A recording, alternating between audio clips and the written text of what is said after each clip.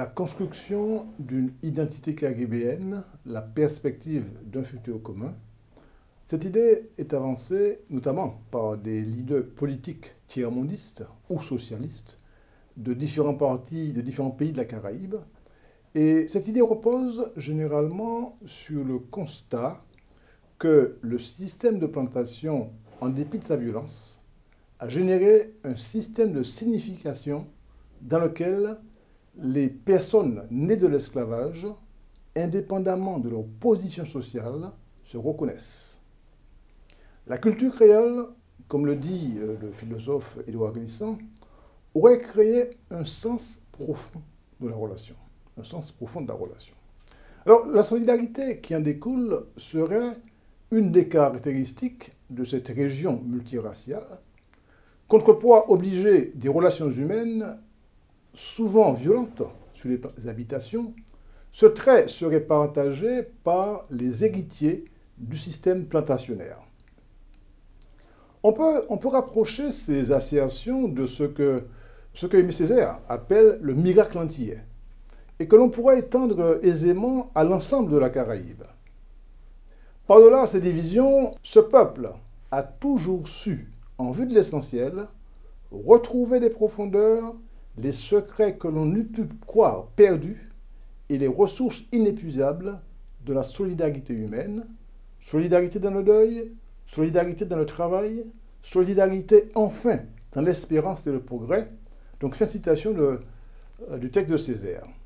Alors, cette solidarité s'exprimerait selon des modalités comparables d'un territoire à l'autre, en dépit des séparations nationales, en dépit de la diversité raciale de ces pays. Par exemple, pour Michael Manley, qui était Premier ministre de la Jamaïque entre 1972 et 1980, je le cite, « La géographie est une histoire, et une histoire coloniale partagée, s'associe aux caractéristiques du tiers-monde en développement pour créer une région qui se réveille au fait qu'elle partage manifestement un destin commun. » Fin de citation.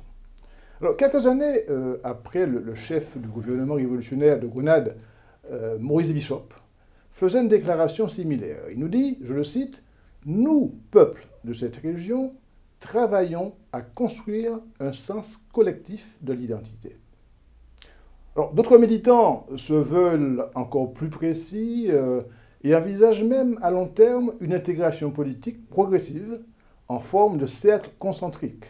C'est le cas des auteurs de la créolité, Bien-Abbé, Chamoiseau-Confiant, qui nous disent, je les cite, ce projet de Chamoiseau-Confiant et Bien-Abbé dessine, je cite, l'espoir d'un premier regroupement possible au sein de l'archipel caribéen, celui des peuples créolophones d'Haïti, de Martinique, de Sainte-Lucie, de la Dominique, de Guadeloupe et de Guyane, rapprochement qui n'est, d'après ceux qui lisent, que le prélude à une union plus large avec nos voisins anglophones et hispanophones.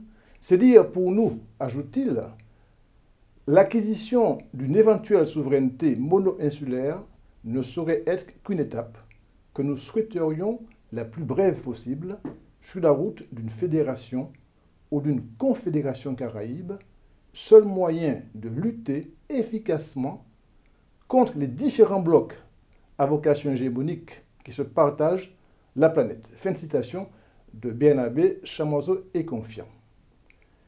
Alors, une nouvelle fois est clairement exprimée l'altérité par laquelle la communauté donne un sens à sa construction.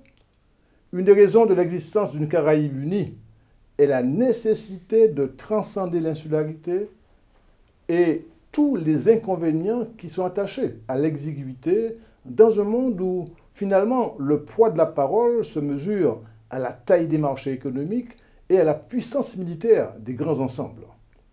Alors, néanmoins, un des freins majeurs de cette caribéanité, et qui n'est pas souligné dans les propos qui précèdent, c'est sans conteste une conception, disons, étriquée du nationalisme, comme en témoigne la difficile construction d'une intégration politique de la Caraïbe. Alors bien sûr, il y a des organisations régionales qui postulent l'intégration, qui cherchent à la réaliser sur le plan économique, comme le marché commun des Caraïbes, le CARICOM. On peut penser même que l'Université des West Indies, qui comprend 5 campus et qui raccorde l'ensemble des territoires anglophones, notamment à travers des campus virtuels, on peut penser que cette UWI est du point de vue de l'intégration une réussite. Il y a aussi l'expérience prometteuse de l'Organisation des États de la Caraïbe orientale, OECO, qui contient les germes d'une organisation politique supranationale, mais n'y parvient pas en raison de résistance nationale.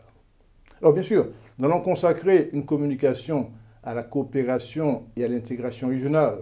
Et là, nous pourrons voir, nous pourrons faire un état des lieux et nous pourrons illustrer d'ailleurs les avancées sur ces deux dimensions du régionalisme, c'est-à-dire la coopération et l'intégration dans la Caraïbe.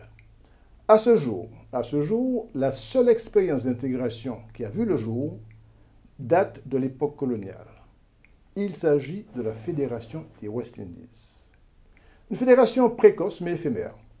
La Fédération des West Indies est une courte expérience de regroupement politique des colonies britanniques. Alors, son objectif était de créer une entité politique qui, à terme, devait constituer un État fédéral, donc indépendant de la Grande-Bretagne. Le regroupement naît le 3 janvier 1958 et la fédération disparaît officiellement le 31 mai 1962. Naissance en janvier 58, dissolution en mai 62. Cette expérience, comme celles qui seront tentées par la suite, illustre les difficultés de construire une intégration politique. La fédération est juridiquement née en Grande-Bretagne du British Caribbean Federation Act de 1956 dans le but d'établir une union politique entre ses membres. Son existence caribéenne commence en 1958. La fédération regroupe 10 territoires: Antigua et Barbuda, la Barbade, la Dominique, la Grenade, la Jamaïque, Montserrat, l'archipel de Saint Kitts, Nevis, Anguilla, Sainte-Lucie, Saint-Vincent, Trinidad et Tobago. Son siège est à Port-of-Spain, capitale de Trinidad. Tous les territoires ne sont pas membres de cette fédération. Par exemple, on note l'absence du Guyana. La fédération avait déjà les institutions d'un futur État. Elle ressemblait déjà à la monarchie britannique, ce qui révèle le caractère éminemment politique du projet. L'exécutif de cette fédération était bicéphale, donc 2 têtes. La première tête est un gouverneur général, équivalent d'un chef d'État nommé par la Grande-Bretagne. La seconde tête est un premier ministre issu de la majorité politique de l'Assemblée fédérale. L'Assemblée était appelée Chambre des représentants, c'est une appellation qui rappelle celle des États-Unis. Mais ce Premier ministre dirige un cabinet, comme à Londres, composé de 10 autres élus. La Chambre des représentants, je reviens sur elle, c'est l'équivalent finalement de la Chambre des communes en Grande-Bretagne. Ce n'est pas l'équivalent de la Chambre des représentants aux États-Unis, mais l'équivalent de la Chambre des communes. Elle comprenait 45 membres élus, représentant les différents territoires. Et à côté de la Chambre des représentants, il y avait un Sénat avec des compétences moins importantes que la Chambre des représentants. Le Sénat, c'est l'équivalent de la Chambre des Lords en Grande-Bretagne. Il comprend 19 membres nommés par le gouverneur général après consultation du Premier ministre de la Fédération. Vous aviez une autre institution qui s'appelle le Conseil d'État et qui a vu le jour à cette époque et qui réunissait autour du gouverneur le Premier ministre, des membres du cabinet et 3 sénateurs ainsi que 3 fonctionnaires. Entre 1958 et 1960, ce Sénat va jouer un rôle important auprès du gouverneur. Mais très rapidement, il fera double emploi avec le cabinet. En 1960, la Grande-Bretagne décide alors de le supprimer. au profit du cabinet. Ce qui va renforcer ce cabinet, ce qui va renforcer également le chef du cabinet, c'est-à-dire le Premier ministre. Le Premier ministre de l'époque s'appelait Grantley Adams. Grantley Adams qui était également Premier ministre de la Barbade. En dépit de sa courte existence, la fédération avait un agenda politique bien rempli. Un agenda dont la finalité était de renforcer cette fédération comme structure supraterritoriale. Elle avait mis en place un système de prélèvement fiscal qui devait alimenter le budget du gouvernement fédéral. Elle avait également mis en place une union douanière qui devait harmoniser les niveaux de taxation des biens. Elle avait aussi une fonction publique fédérale qui avait été envisagée, ainsi qu'une organisation commune de la pêche. La coopération dans le domaine de l'enseignement supérieur a été également renforcée. Après la Jamaïque, qui avait déjà un collège universitaire dès 1948 qui était installé à Mouna, on va ouvrir un second campus à Trinidad, plus précisément à Saint-Augustine, en 1960. Assez rapidement, des désaccords profonds vont apparaître à propos de cette fédération, plus globalement. La Grande-Bretagne va devenir une cible.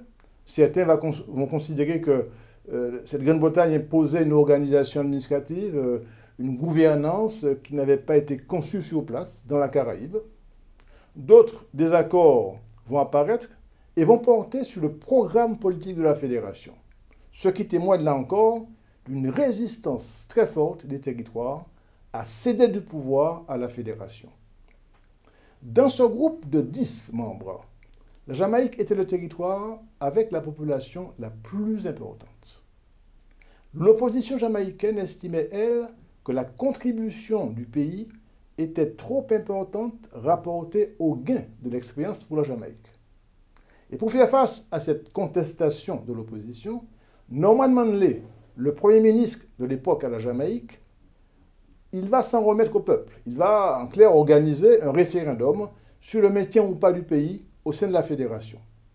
Et en 1961, le peuple jamaïcain va voter contre le maintien de la Jamaïque dans la fédération, ce qui provoque finalement le retrait de la Jamaïque de cette fédération. Cette décision de la Jamaïque va conduire Trinidad à se retirer à son tour. On connaît la célèbre opération mathématique du docteur Eric Williams, qui était pourtant historien, Premier ministre de Trinidad et Tobago à l'époque. Il se rappelait qu'il y avait 10 membres dans la fédération. Il a constaté que la Jamaïque, le pays le plus important, se retire. Il pose la soustraction suivante. 10 moins 1 égale 0. Autrement dit, le retrait de l'élément moteur jamaïcain signifiait la dissolution de la fédération.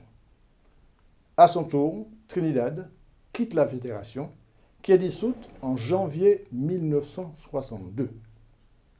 L'intégration politique résiste finalement très difficilement à la force des nationalismes.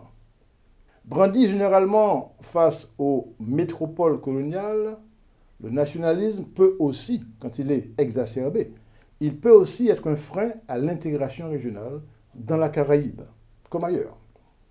Ces conséquences sont regrettées dans le texte que je vais vous présenter, le texte d'un groupe musical haïtien, un des plus populaires de la région. Le titre du texte est très évocateur, c'est « Nationalité ». Il est évocateur de la xénophobie de certains comportements dans notre région comme ailleurs. Je cite le texte. « Où suis-je donc? Quels sont ces lieux inconnus? Quand on nous débarqua, nous ne savions pas où nous étions. Quand le négrier nous abandonna, nous ne savions pas où nous avions échoué. Nous nous sommes tous retrouvés sur une terre étrangère qui nous servit de patrie. À cette époque, il n'y avait pas de discrimination, car nous étions tous enchaînés, car nous étions tous en peine. L'époque ne souffrait pas de la nationalité. Nous avions tous soif de liberté.